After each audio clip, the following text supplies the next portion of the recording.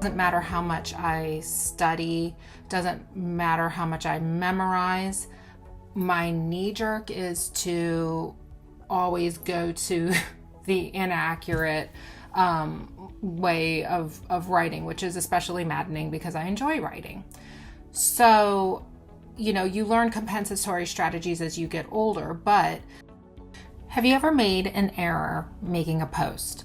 A spelling error, a grammatical error, just something that once you post it, you look back on it and you think, oh my God, like, how could I have done that? So recently this happened to me. In fact, on my last post, I noticed a grammatical error. And one thing that I'm noticing is that there's psychology in everything. Like, I don't know if that's just me being in the field, but like literally every single thing has psychology in it. And then I come up with an idea and I'm like, I could talk about this. So I saw my error and I thought, well, this is a good opportunity to talk a little bit about learning disabilities. So full disclosure, I have a mild learning disability in written expression.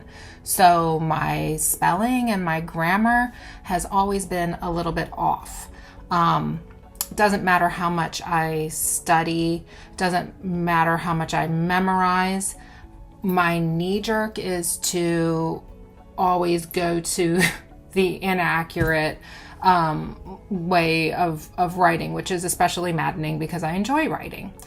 So, you learn compensatory strategies as you get older, but along the way, you get some messages that, people see these errors and they automatically assume that you're not smart.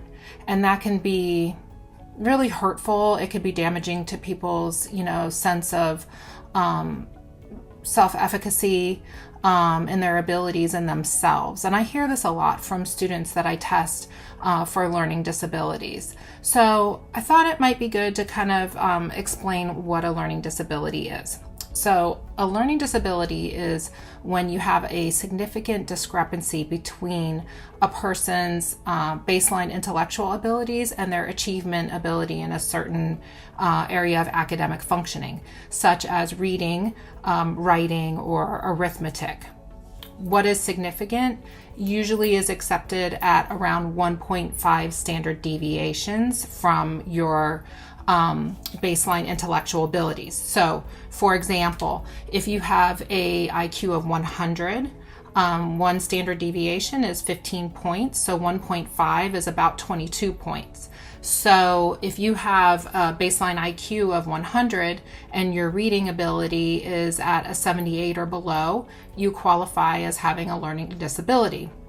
This person functions completely in the average range. 100 is the average 50 percentile score for intelligence. So they are smart, but in this one area, there is an interference in learning ability. It is neurodevelopmental. It's not acquired. It's something that the person is born with and they have it their whole life. Like, that area is never going to be something easy for them. So like for me, spelling is never going to come easily, and thank God for spell check. Incidentally, on Threads, they do not have an edit button, which is not right. They need to fix that. Not for everybody, but especially for people with learning disabilities. So, and usually there's some difficulties in academic performance as well. So it's not just a numbers thing. That person, there's usually an identified deficit in their academic performance. Sometimes that can show later though. So if you have somebody who's really bright, say they have an IQ of 120, but they have a learning disability, they're smart enough to be able to compensate when they're young, and it might not show up until middle school, high school, sometimes not even until college. And then they start realizing that they have to study so much harder, stuff just isn't sinking in. Sometimes there's accompanying like attention disorders that can compound things. So that's my little spiel today on learning disabilities.